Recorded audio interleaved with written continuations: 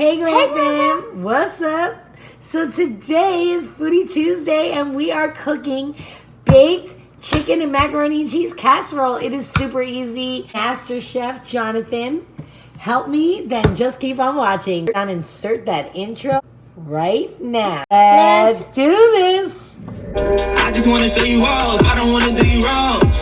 Mirror, mirror on the wall. Who's the flies of them all? I wanted to add in there real quick that this is a recipe today for beginners, for moms that maybe their kids were in school and then they had errands to run, or they just got home from work and they need something super easy and super fast to cook. So I just want to throw that in there. This is a very basic recipe, so you advanced people, please don't make fun of me. I can do advanced meals too. Before my son and I start the video, I just want to mention that we always start with clean hands and a clean sink and clean surface tops. All right, I don't think I have to tell you guys that, but I just wanted to put that in there. We're about to get started. Just let me get my son. Oh, there he is. Hi, John. Okay, so we're just gonna tell you the first things that you're gonna need for this. This is not a keto-friendly diet today. We will be making keto-friendly meals as well, but this is loads of carbs. Your kids will love it. It's one of those kind of deals, and it's fast and easy. So you're gonna need a pot so that we can boil water for the macaroni and cheese. Any kind of packaged macaroni and cheese you like, whatever, or you can make your own. You need a strainer to strain our pasta. I always have tongs because we have to cook the chicken before we add it to our baked macaroni and cheese. You're gonna need some panko breadcrumbs. If you don't have panko breadcrumbs, any breadcrumbs will suffice. You need a casserole dish, just like this, a 13 by 9. You're gonna need a pan to cook your chicken in. You're gonna need a little bit of oil, and then of course the things to make the boxed macaroni and cheese. And you're gonna need your chicken already cooked. To my surprise this morning, my husband was sweet enough to marinate and cut the chicken for me. I had no idea he did that, but he's gonna get some extra, close your ears, John, loving tonight, if you know what I mean. We're gonna start with the hardest thing first. Well, it's not hard, but we're gonna start with the cooking the chicken first. We're gonna get this party started. The first thing that we have to do, like I told you, is you can marinate your chicken breast the night before. Obviously, my husband did that. I had no idea he did that. Thank you to my husband. I love you, babe. So we're gonna take our clean tongs, and I already have in my oil in a saute pan. So there's a little bit of oil. I'm getting a new oven, guys, so don't worry, this oven is so crappy. We're gonna set it on medium, not high, but like the notch right before medium. So if you have a gas stove, do it accordingly, but like right there, okay? And we're gonna let that oil heat up for a second.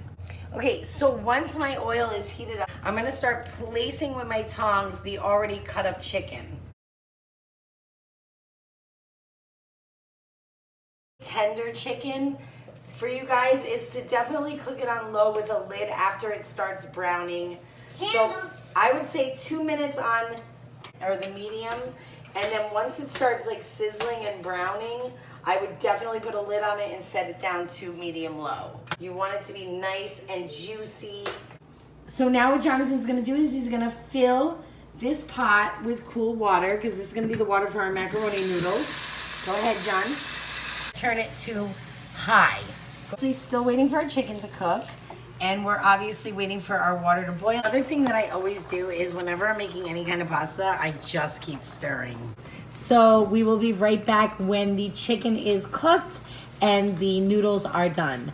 Usually you just follow the package directions for how to cook the noodles, or the noodles for your macaroni and cheese, you can just take a fork and cook them to your liking. Preheat your oven to 375 degrees for this casserole dish. We're still waiting for the noodles, the water to boil for the macaroni noodles. I just wanted to let you guys know that I'm gonna leave my marinade recipe that my husband and I use for our chicken in the description box below. I'll also link my last video, which was actually Cocoa Pebbles fried chicken breast. Yeah, that's what it was. Cocoa Pebbles fried chicken breast. So I'll leave that link in the description box below as well. But definitely check out the marinade that we use for our chicken no matter what. It's amazing. Your chicken will be juicy no matter whether you bake it or fry it. I just wanted to put that in there. Now back to our regularly scheduled program, guys. The chicken is done. It's fully cooked. Okay, so this is how the chicken should look. This, just to make it more bite-sized so that it spreads out evenly in the baking dish, so that everybody in your family gets chicken and not just one person. You can prep your baking dish. So basically you can use shortening, some spray, or a little bit of oil. so that nothing sticks to the bottom. Okay, Jonathan's going to prepare the macaroni and cheese. Obviously, you prepared to package directions, but our package directions say about 2 tablespoons of butter. So, John, go ahead and put that in the noodles and mix it around, but not with that spoon. A non-metal spoon, so we don't scratch the pan. You're going to mix it around till the butter melts. Getting that butter all up in there, round and round. Spin around, round. What, do I just pour it Go ahead and add the milk, yep. 1/4 cup of milk. Perfect. And now you're just gonna stir that around. And now you add the cheese packet. Jesus. And since we use 2 packets of macaroni and cheese, we have to add the other. Add this, John, add the second pack, please.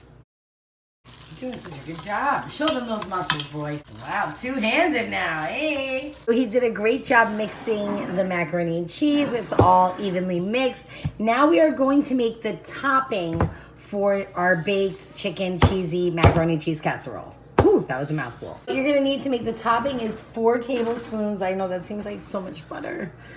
But anyways, you're gonna use 4 tablespoons of melted butter. What I like to do is just microwave it.